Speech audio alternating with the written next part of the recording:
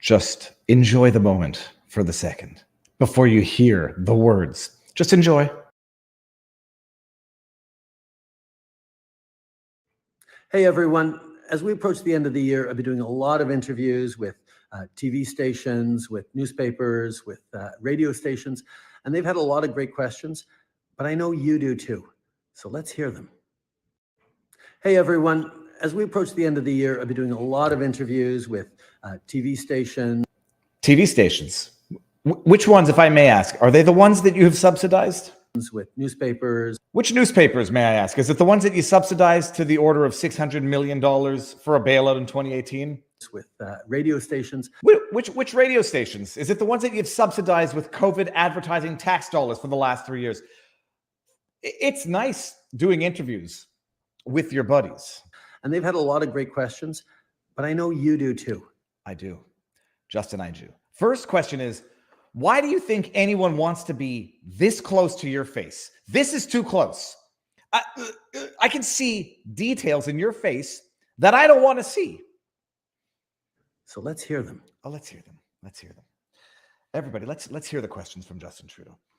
Justin Trudeau wants to hear questions from us. For those of you who don't know, first of all, good afternoon. It's Friday. It's Friday night. I don't know how that song goes. It's Friday. It's a Viva Friday. I'm sorry that we had to start it with this, but we have to. Justin Trudeau, the gaslighter in chief, the prime gaslighter of Canada, the man who, over the course of 3.5 weeks of the most peaceful protests the world has ever seen, didn't take 1 minute to talk to the protesters, to ask them questions, to let the protesters ask him questions, to hear them out. Not once.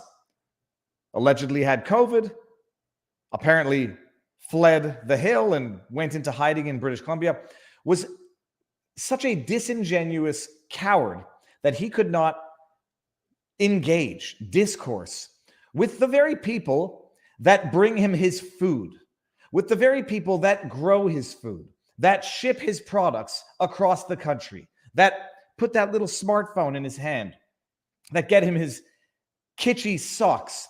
Couldn't talk to them. But he's taken a lot of questions. He's trying, for those who don't know the context, this is supposed to be a jab at Pierre Poilievre, who he accuses of running from journalists. So listen to this. This comes out last night. Justin Trudeau basically says, ugh. I'm going to leave that image up there for a second. Justin Trudeau comes out and says, AMA people, ask me anything. I am the man of the people. I am the prime minister of the people. Ask me anything. A lot of interviews with TV stations, with newspapers, with radio stations, and they've had a lot of great questions, but I know you do too. I do. So let's hear them. Hey, so how do you think this went, by the way? How do you think this went? It's so obvious how this was going to go. Someone had an interesting theory that it had to be a honeypot of sorts. It had to be Justin Trudeau knowing that people were going to get so angry at the gaslighting hypocrisy that nothing good was going to come out of this, except possibly, identifying social media accounts to be flagged, to be followed, to be, censored or suppressed in Canada. Such gaslighting in your face, insults to injury. I didn't sit down to talk to you when tens of thousands or hundreds of thousands descended onto Ottawa from all walks of life, from all parts of Canada. Didn't talk to you then. Had that 6-week committee hearing where I said, protest for the purposes of affecting change in public policy is something that I find worrisome. But now he comes out and says, I want to talk to you. I want to hear what you have to say. Part of me says he knows that it's gaslighting. He knows that it's insult to injury, and he wants people to get angry and say things that they will regret or things that might get them in trouble with the law. Part of me thinks that. But let's be optimistic. Let's be optimistic and just, assume he's of good faith. Assume he's of good faith and he genuinely wants to hear from us. Let's go see some of the questions that he got. When will you stop destroying our country and resign? That's one question. By the way, notice what's going to be acutely absent from this Twitter response thread in incognito mode. There are many people in Canada who are having serious doubts about our climate progress and the effectiveness of actions like carbon tax. What can we expect in terms of measurable results in the next 2 years? Pathic voice. I thought it said pathetic voice. Here, I can tell you what to expect in the next 2 years. Nothing.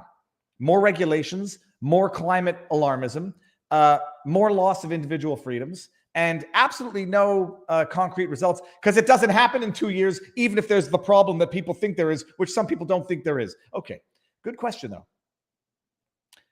Yes, sir, I have one. Majority of Canadians did not vote for you. You're being propped up by a socialist party. Please call an election in the new year and let Canadians decide if they want you to lead our country. That's exactly what we did in September. I'll scroll down. Here's one from me.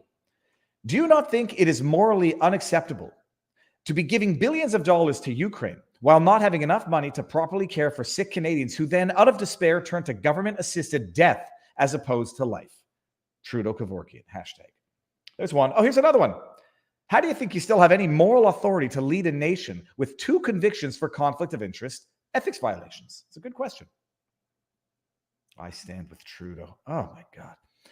So that's what happens. There's an AMA, and it doesn't go quite as well as Justin presumably would have thought it or hoped it would go. And arguably goes so badly that the only use that could come out of it is if the government wanted to find social media accounts to track, flag, and potentially levy fines against for, I don't know, whatever is considered hate speech in Canada at the time. Coconut Head AMA means ask me anything. Ask him anything, except the questions that I don't want to be asked. And by the way, not that popularity of a tweet is an indication of anything other than potentially truth reverberating among the people, although it could also be misinformation reverberating among the people, so can't really tell. Other than the sheer popularity, if I dare call it that, of some of my questions, which were legit questions, I noticed none of them got answered. Not only did none of them get answered, National Post ran an article today. You got to read this, because if you want to see how PR framing works from National Post is typically a little bit better than the other media in terms of calling out Trudeau, in terms of holding him to a higher standard. They tend to be better than Toronto Star, for example, which we're going to get to in a few minutes. Not today. We want to see how framing works and how deceit through omission works. Listen to this article. This is how the National Post summarizes the debacle of the AMA that was Justin Trudeau's last night Twitter fest. Trudeau's call out for questions on Twitter yields multitude of sarcastic, bizarre responses. There were more than 6,000 replies just over an hour later, including one that challenged the PM to a fight and another that simply asked, "Why are you?" That's headline news. Forget the one that had 1,000 tweets. We'll get to that in a second. Prime Minister Justin Trudeau may not have started the day thinking about whether mermaids reproduce like fish. I saw that one. Or like humans. But that's one person. That's what one person is asking him to consider. Oh, that's so funny, National Post. Thank you for wasting our freaking time. You had our attention for the first paragraph. You lost it. In a tweet, Trudeau invited people to ask him questions, any questions they want. And the denizens of Twitter immediately granted that request with a variety of queries on everything from affordable housing to shoe polish. The shoe polish, I think, is probably what he smeared on his face to change his skin texture, skin tone. He said that anyone who had questions should post it in the replies to his tweet and stay tuned. Oh, I'll stay tuned, Trudeau. There were more than 6,000 replies a little hour later. Why are you? There were many serious policy questions on issues such as electoral reform, climate change, healthcare and electric vehicles, and lots of angry replies calling for Trudeau to resign. But Trudeau has also created for himself an opportunity to respond to whether dogs would wear pants covering. I can't get over this level of stupidity coming from Canadian media. The call out came a day after the House of Commons adjourned for a holiday. Trudeau's post included a close-up video, too close-up, awkward, very bizarre. While shot in candid style, candid or horribly awkward, Horribly awkward, showing details of his teeth that I don't want to see. Included a row of Canadian flags just visible in the background. Okay, we got that part. Some questions, such as one from former CBC meteorologist Claire Martin, who wanted to know about the Prime Minister's morning routine, were perhaps predictable. And it goes on. You know what's acutely missing from this article? It's not to say that I'm special or that I deserve attention, period. It's to say that if you're going to judge a newsworthy story, something that the people have an interest in hearing, reading, and seeing, you would typically go by a certain metric, and that metric might be the engagement of the response in the AMA. The meteorologist question, let me see if I can find it. The meteorologist question garnered all of 11 retweets and 61 likes. Here, didn't have this one on the list. That's that CBC meteorologist question. What's your morning routine like? Nobody gives a sweet bugger all. That's why it had 61 likes and 11 retweets. Let's just take a few. Oh yeah, can we get in here? Look at this. Look at this. Here, these were my questions. You violently suppressed the most peaceful protest Canada, if not the world, had ever seen. Assaulted protesters, froze bank accounts with no due process. Do you think Russia or Iran take you seriously when you criticize them for being tyrannical regimes? That only got, as of, when was this? Last night?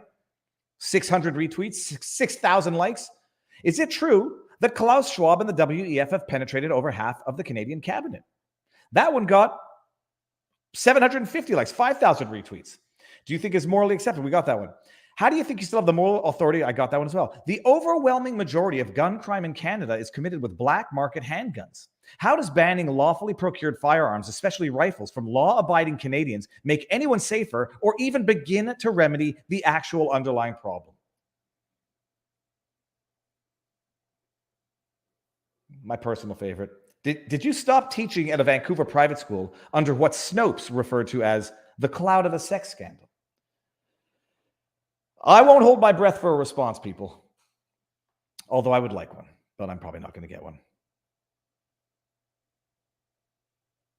Oh, did I miss the sarcasm? And am I an idiot again?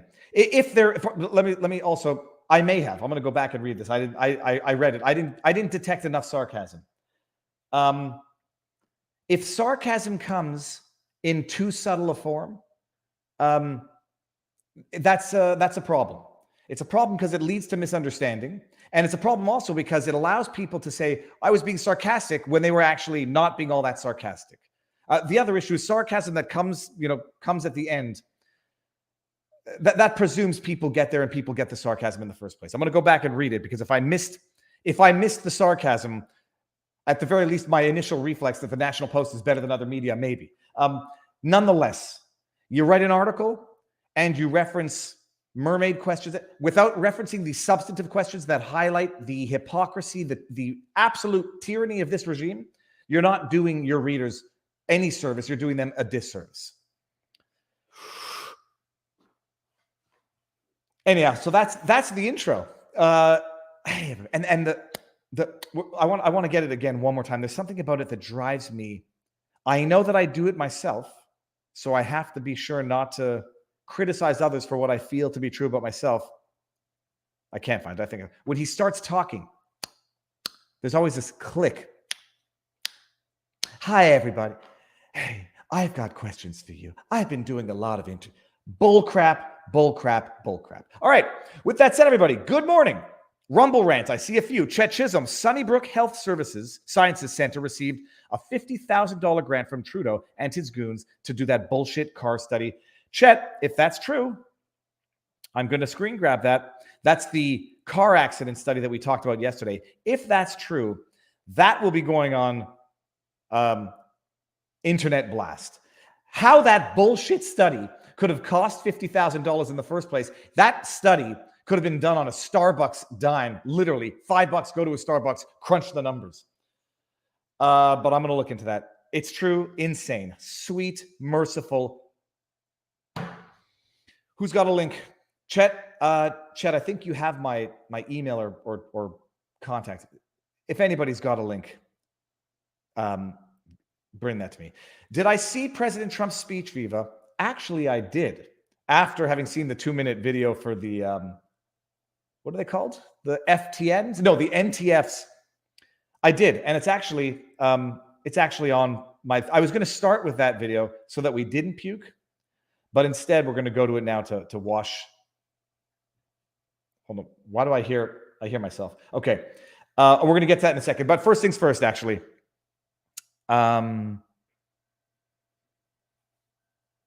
Standard disclaimers. I forgot what I was going to say. Super chats. First of all, thank you all for the super chats, the Rumble rants. So you should know, it's a nice way to support the channel. The best way to support the channel is if you go to vivabarneslaw.locals.com. It's $70 for an entire year now, $7 a month if you want to pay like an extra 2 months of support for whatever the reason. Best place on earth to be. Best place to support. Best for the creator. Best for the platform.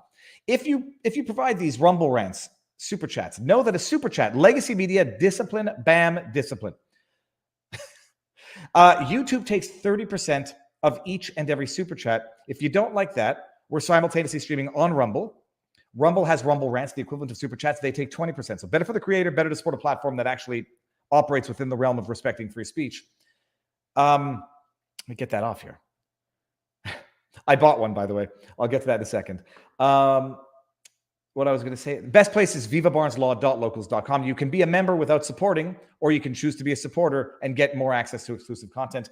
But today I'm wearing a Salty Cracker merch that I did not. It was a gift from Salty. I probably should be wearing my own merch, especially when I'm going to be pitching my own merch. But for those of you who don't know, we've got a merch store. And this one has, this is Politics Ruins Everything. I was going to say confession through projections seems to be the mantra of the day. It's one or the other. Politics Ruins Everything or confession through projection. If you go to vivafrei.com and you'll find all of the merch that we have to offer, and you can get a shirt, wear the shirt with pride, and support the channel while clothing yourself. It's a win-win situation. Okay, non-fungible tokens. We'll cover this story, then we're going to go over to Rumble exclusively. So Trump yesterday puts out a video, the announcement. I appreciate the next level trolling in the announcement, which is an announcement that he's got an announcement. So Twitter goes into a flipping frenzy. And by Twitter, I mean left-wing Democrat, blue checkmark, rabid, frothing at the mouth social media accounts. And now we know that some of them are paid farm accounts. Brooklyn Defiant Dad, who we now know has been paid by a Biden political action committee, $57,000 in 2020 to post pro-Biden tweets. This other guy, it's Jeff Tiedrick. I don't know who he is, but all that he does is post the most vitriolic anti-Trump, pro-Biden stuff. The Klassenstein brothers, this person named Marsh, this person, Natalie Jacoby, one who ended up blocking me. They flip out about Trump's announcement of an announcement. And they come out with their beautiful, tolerant, loving, the only announcement is that he's a racist, homophobe, and bigot. He deserves to be in jail for the rest of his life. That was what they wanted to see by way of announcement. Everyone was a little bit curious. Everyone's attention was piqued. Was it going to be an announcement that Carrie Lake will be his running mate for 2024? Who knows? Well, now we know. I don't have the video for the NFT. The announcement that I thought was the announcement was a 2-minute video of him announcing an NFT, a non-fungible token. I bought one. Apparently, it's worth $75 more than it was yesterday.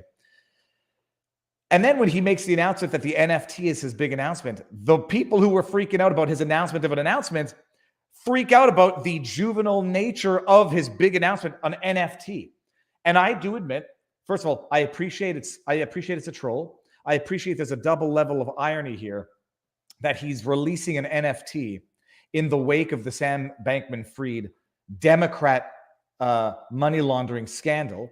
I appreciate the next levels of trolliness and everything. I still think it's potentially unbecoming of someone who wants to run for president. Some people could say it makes him look human, it makes him look fun. It's democratizing the presidency to some extent. I understand all the arguments. I do think when it comes to certain offices, maintaining a certain level of seriousness, even if I don't mind the tweets. But an NFT, not something I might have recommended, but who the hell am I? What's my opinion worth? That's for the world to decide. So he announces this NFT, $99 for one NFT. If you buy 45, because he was the 45th president, you get guaranteed a dinner with Trump. Had I known that my wife would say that's $4,500 for a dinner with Trump is not that bad of a thing, I might have bought 45, but no. I bought one just to piss off the people who were freaking out. And but for their freak out, I would never have known that Trump even made the announcement in the first place. But the double fakey troll in this is that it wasn't about the NFTs. He released a policy speech. Posobiec put it out here. And I'm not going to play the whole 6 minutes, or maybe I should. Let's. Does anyone mind 6 minutes on this? Why am I not hearing audio? Okay, sorry. And the rest of it. Okay, I don't know why it's quiet there. That's confusing. Let's watch through this. If we don't have free speech, then we just don't have a free country. It's as simple as that. If this most fundamental right is allowed to perish, then the rest of our rights and liberties will topple, just like dominoes, one by one. They'll go down. But President Trump, you said suspend the Constitution. You said terminate the Constitution. How do you talk about free speech? That's why today I'm announcing my plan to shatter the left-wing censorship regime and to reclaim the right to free speech for all Americans. And reclaim is a very important word in this case, because can you imagine? Compare Biden to Trump. You can hate both of them. You can hate neither of them. You can hate one of them. Compare. Some people will get frustrated by his demeanor, but compare the eloquence and the at least clarity of delivery. We'll maybe flip to Joe Biden yesterday wearing his sunglasses, can't string a sentence together. Trump looks tan. He doesn't look orange anymore. I don't think people are going to be able to run with that joke. He actually looks healthy tan. Teeth look white. Good message so far. Because they've taken it away. In recent weeks, bombshell reports have confirmed that a sinister group of deep state bureaucrats, Silicon Valley tyrants, left-wing activists, and depraved corporate news media have been conspiring to manipulate and silence the American people. Oh, you can't put them on blast, President Trump. That's mean. That's going to draw attention to their wrongdoings, which might draw the ire of the people against them. After they're done violating your free speech, manipulating your thought, censoring what you have access to, you can't call it out because that puts them on blast. Then you become the abuser for calling out the abuse of the abuser. Don't you understand how the rules work? They get away with it, and if you call them out on it and put them on blast, that's not fair. That's inciting. That's bad talk. They have collaborated to suppress vital information on everything from elections to public health. The censorship cartel must be dismantled and destroyed, and it must happen immediately. And here's my plan. First, within hours of my inauguration, I will sign an executive order banning any federal department or agency from colluding with any organization, business, or person to censor, limit, categorize, or impede the lawful speech of American citizens. Oh, the left, I bet were flipping out about this yesterday. How do they feel about it now that Elon has banned certain journalists or suspended journalists from Twitter? How do they feel about it now? I bet they'd like the idea of making sure that big bad man Elon can't arbitrarily, randomly censor people on Twitter. I bet yesterday they were freaking out. He can't do that. It's a private company. They can do whatever they want, even if they're being asked to do it by the FBI in weekly meetings behind closed doors while the company lies about or does not disclose those meetings to the public. We'll go on a little bit. I will then ban federal money from being used to label domestic speech as mis or disinformation. And I will begin the process of identifying and firing every federal bureaucrat who has engaged in domestic censorship, directly or indirectly, whether they are the Department of Homeland Security, the Department of Health, Human Services, the FBI, the DOJ, no matter who they are. Second, I will order the Department of Justice to investigate. Hey, we got the idea. I'm going to give you the link to Posobic's Twitter feed. So I presume everybody watching here is following Jack already, but if you're not, he's going to identify and fire? That's scandalous. That's doxing if he's going to identify them and fire them for them exercising their free speech. Bill Brett in Rumble says, I've never heard anybody make so much sense. It's fantastic. So the idea was that it was a double level super duper fakey troll. The announcement of the announcement, then coming out with the NFT. Hey, it's a good way to raise money. What I love, by the way, is that these deranged, pathological, frothing at the mouth, TDS laden blue check marks. Who's going to waste $99 on a stupid NFT? Do people understand that Sam Bankman-Fried's mother's Mind the Gap were not accepting donations or contributions of less than $40,000, or they were recommending donations of at least $40,000 so they could fund their organization to get people out to vote? You know how much a dinner with Hillary Clinton costs? And I'm not saying that it's wrong. The idea that people contributing to Trump by buying a token, which I presume will be worth $0.00 at some point in the near future. Oh, $99 is a big waste of money for his cultists, but here's a $10,000 plate dinner to sit down with Hillary Clinton. Here's $40,000 donation to Mind the Gap. We're not taking less than that. We're trying to get to $140 million to run our get out to vote grift. Yeah. I bought an NFT. So I don't know how it works. I got